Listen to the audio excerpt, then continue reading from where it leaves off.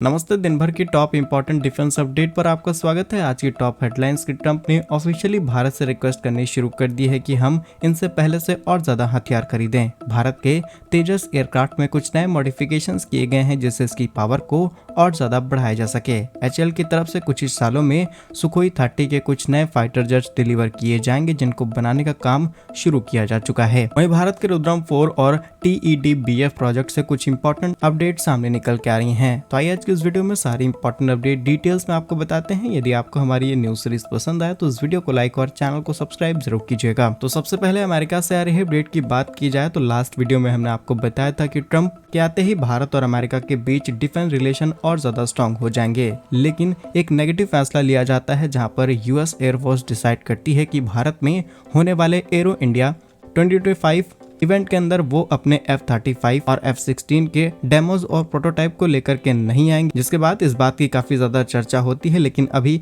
बहुत ही कम media reports में इस बात को कवरेज मिल रही है कि F-35 कंफर्म हो चुका है कि वो एरो इंडिया 2025 में आने वाला है। लेकिन सिर्फ एक दो मीडिया रिपोर्ट्स के बेसिस पर इस बात को कंफर्म मानना शायद ठीक ना हो। लेकिन अमेरिका से आ रही रिसेंट अपडेट ये है कि अमेरिका के राष्ट्रपति डोनाल्ड ट्रंप ने आग्रह यानी कि रिक्वेस्ट की और कहा गया कि अब समय आ चुका है भारत और अमेरिका को अपने बीच डिफेंस डील को और ज्यादा बढ़ाया जाना चाहिए। और इस बात के पीछे रीजन भी साफ झलकता है क्योंकि भारत ने बीते कुछ ही सालों के अंदर अपनी डिफेंस प्रोक्योरमेंट को और ज्यादा डाइवर्सिफाई किया है, जिसमें यूरोप के countries like Germany, France, Russia, Israel को ज्यादा प्रायोरिटी देनी शुरू कर दी है। अमेरिका भी हमारा इंपॉर्टेंट पार्टनर है, लेकिन हम सप्लाई चेन को डाइवर्स कर रहे हैं। इसके अलावा कुछ आंकड़े भी सामने निकल के आए हैं जिसमें कहा गया है कि 2024 में बड़ी डील्स तो की गई हैं, जैसे कि 31 MQ-9B प्रेडेटर ड्रोन्स हमने खरीदे जो करीब 32,350 करोड़ रुपए की लागत से हैं। इसके अलावा ग्लोब मास्टर की बात हो या फिर C-130 P-8I अपाचे हेलीकॉप्टर्स या फिर कई, तो ये हमने अमेरिका से खरीदी तो है, लेकिन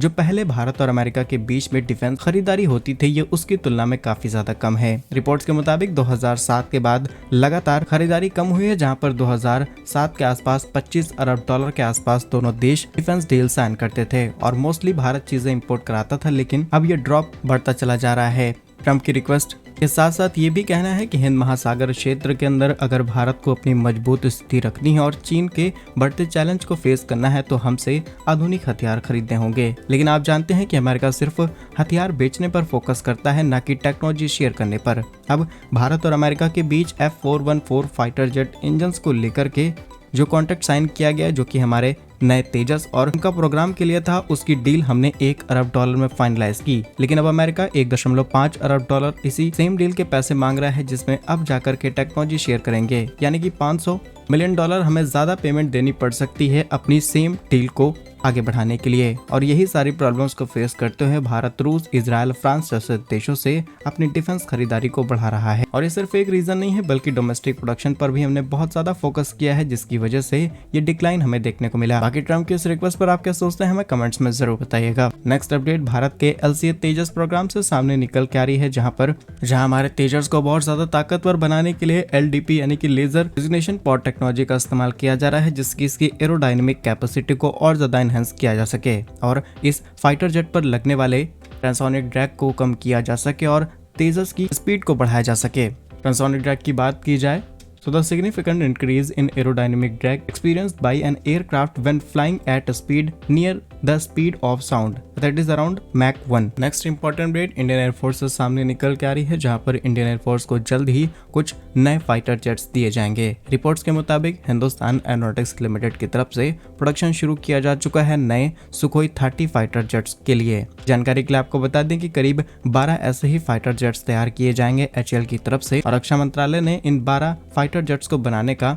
ऑर्डर कुछ समय पहले ही पास किया है, जिसकी लागत करीब 13,500 करोड़ रुपए है। अब इस ऑर्डर से और इस प्रोडक्शन से आपको एक चीज जानने को मिलेगी कि रशिया ने भारत को जिस तरीके से टेक्नोलॉजीज दे रखी है, हमारी अलग अलग डिफेंस PSUs को लाइसेंस मिल रखे हैं, इससे हम अपनी जरूरत के हिसाब से कभी भी प्रोडक्शन शुरू कर सकते हैं और टाइमली डिलीवरी कर पाएंगे। लेकिन अमेरिका जैसे देशों के साथ ये केसेस हमें देखने को नहीं मिलते और टाइम टू टाइम भारत के साथ हुई डिफेंस डील में प्राइस लगातार इंक्रीज करते रहते हैं। कल जब मिनिस्ट्री ऑफ डिफेंस की तरफ से इस कॉन्ट्रैक्ट को फाइनलाइज किया गया, तब सुखोई 30 MKI फाइटर जेट के अंदर 62.6% स्वदेशी सामग्री का इस्तेमाल किया जाएगा और ये प्रोडक्शन नासिक में HAL की यूनिट के अंदर किया जाएगा, जिसके लाइसेंस ऑलरेडी कंपनी को मिल चुके हैं और सिर्फ इसी के नहीं बल्कि मिग और सुखोई दोनों के लाइसेंस भारत के पास हैं। बताया जा रहा है कि 2027 अप्रैल में इसकी डिलीवरी शुरू कर दी जाएगी और 1 साल के अंदर लगभग फाइटर जेट्स डिलीवर कर दिए जाएंगे। सुखोई 30 की बात की जाए तो ट्विन इंजन 2 सीटर वाला फाइटर जेट है, जिसे रशियन सुखोई एविएशन कॉर्पोरेशन की तरफ से तैयार किया गया और टाइमली भारत को लाइसेंस दे दिए गए, जिससे हम इसे अपने देश के अंदर बना पा रहे हैं। लेकिन एक और इंटरेस्टिंग चीज जिससे अमेरिका को बहुत कुछ सीखना चाहिए कि इस फाइटर जेट के अंदर AL-31 FP इंजन का इस्तेमाल किया गया है और इसके भी लाइसेंस भारत को दिए जा चुके हैं और HAL भारत के अंदर इन इंजन को भी बनाने का काम करती है। और कुछ दिनों पहले खबर तो ये भी सामने निकल के आई थी कि इसमें जो 30 to 40% मेड इंडिया चीजों का इस्तेमाल किया जा रहा है, इसे बढ़ा करके 60% से ऊपर ले जाया जाए और पॉसिबिलिटीज आर वेरी हाई कि रशिया इस चीज के लिए भी एग्री हो जाएगा। तो इससे आप अंदाजा लगा सकते हैं कि रूस और अमेरिका में भारत का अच्छा दोस्त कौन है। नेक्स्ट इंपॉर्टेंट अपडेट, भारत के TEDBF जिसे हम twin engine deck based fighter के नाम से जानते हैं, ये एक मल्टी रोल कॉम्बैट एयरक्राफ्ट है जिसका इस्तेमाल इंडियन नेवी में किया जाएगा और अब इसकी लगातार बढ़ रही डिमांड के चलते इसके प्रोडक्शन को भी बढ़ाया जा रहा है। अब इसके ब्लूप्रिंट और प्रोटोटाइप को तैयार किया गया है AD यानी कि एरोनॉटिकल डेवलपमेंट एजेंसी की तरफ से और इस प्रोजेक्ट को लेकर के कई बार कॉन्फ्लिक्ट भी हमें देखने को मिले हैं, जहां पर मिनिस्ट्री ऑफ डिफेंस का कहना है कि इस प्रोजेक्ट में कई देरियां देखने को मिली, जिसमें कई ब्यूरोक्रेट्स भी इन्वॉल्व थे, जिसकी वजह से इसे फाइनल नहीं किया जा पा रहा था और अब फाइनली इस प्रोजेक्ट की डील भी फाइनल हो चुकी है। पहली उड़ान ये 2026 में भरने वाला था पहली डेवलपमेंट्स के मुताबिक, बट नाउ जो डेवलपमेंट्स हमें रिसेंट टाइम में देखने को मिली हैं, जिसके बेसिस पर कहा जा रहा है कि 2029 तक अब इसकी पहली टेस्टिंग हमें देखने को मिल सकती है, जिसका इंपॉर्टेंट रोल होता है किसी भी नेवी के लिए। और जैसा कि आप जानते होंगे कि इसी टेक्नोलॉजी से मिलते हुए राफेल मरीन फाइटर जेट्स भी हम खरीद रहे हैं फ्रांस से, लेकिन वो कॉस्ट हमें बहुत ज्यादा पड़ने वाली है, इसीलिए हम सेल्फ डेवलपमेंट पर फोकस कर रहे हैं। बट बहुत सारी इंटरनल प्रॉब्लम की वजह से ये प्रोजेक्ट शायद इतना ज्यादा डिले हो चुका है। लेकिन क्या कुछ सोचना है आपका, इस पर हमें कमेंट्स में जरूर बताइए। नेक्स्ट इंपॉर्टेंट अपडेट DRDO से सामने निकल के आ रही है, जहां पर DRDO ने रुद्रम 4 को बनाने का काम शुरू कर दिया है। इसके ब्लूप्रिंट हो, इसके डिजाइन हो या फिर इंटरनल स्ट्रक्चर, सबको बनाने का काम शुरू किया जा चुका है। जानकारी के लिए आपको बता दें कि रुद्रम 4 हवा से सरफेस पर मार करने वाली एक